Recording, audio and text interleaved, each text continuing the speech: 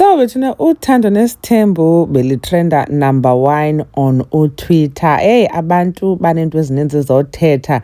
Now ku episode 10 ka season 8 kuninzi kokwenzekileyo bethuna samane sithetha one by one ngazo izinto bezenzeka kula episode. Kodwa ke ngoku enye eye yandethusa yanako nondihlekisa nangona ke shem bekukubi ngoba siye savezelwa uba nge-24th of May utata uMusa Mseleku uye wagula njengoba besibonile ke kwi-trailer utata uMusa Mseleku esesibhedlele amakhosikazi akhe exhelekile. So ke baye bavezwa ke bonke reacting to ukugula kukatata uMusa Mseleku. Akukacaciswa kodwa bakwenzeke ntoni utheni. Sambona ke shem ekhala uMacele esithi uba utata uMusa Mseleku ayingomntu ufane agule. And then uMayeni yena kwelakhe icala siyamazi mos uba ungulo uthi akayazi umntu aguliswe into yakhe, but yena ke uthe even though notata uMusa Mseleku bengekho right kodwa ke noko uyavakalelwa because ekugqibeleni ke ngumyeni wakhe bethunani ngutata abantwana bakhe.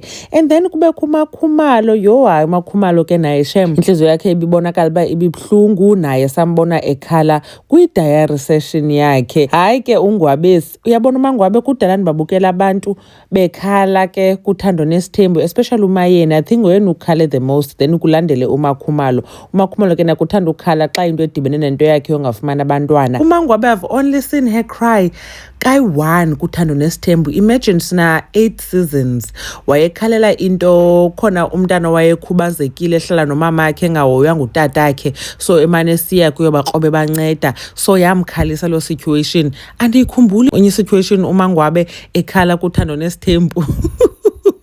Yo, ayijonga uMangwabe is my fighter. Bathe bonke phofu uMacele noMakhumalo ngaba bakhalileyo, uMayeni nje yena ebesaid. uMangwabe wasuke wathi hey, utata uMusa Mseleku wagula and esi sigulo sakhe ke ngoku ngesoba akufunekanga ehlutshwe nganto and ke ukugula kakubi ngoba kaloku kukho le issue yoba kufika wife number 5 uyaqonda. So ngoku awuzukwazi nothetha into ezamhlupha okanye like izinto ezenzekayo between nina ngoba kaloku angasuke aquleke ezilakhe angasuke afeinte. So abantu ke ku social media bathi oh uMangwabe sencedakele ngoba kaloku ungulomo sebesithi uyahamba and siyayazi ba akadange wahamba. Ikhona nevideo simbone kunye nobrother wakhe e-restaurant recent, siyambona usanxibe iringi. So bathi abantu so uzawuthi ke ngoku uhleli kuba utata uMusa Mseleku egula akafuni uhamba amhluphe. Sefumene ngoku into yobambelela ngoba siyamva kwa indlela athetha ngayo ngoku diary yakhe ba utata uMusa Mseleku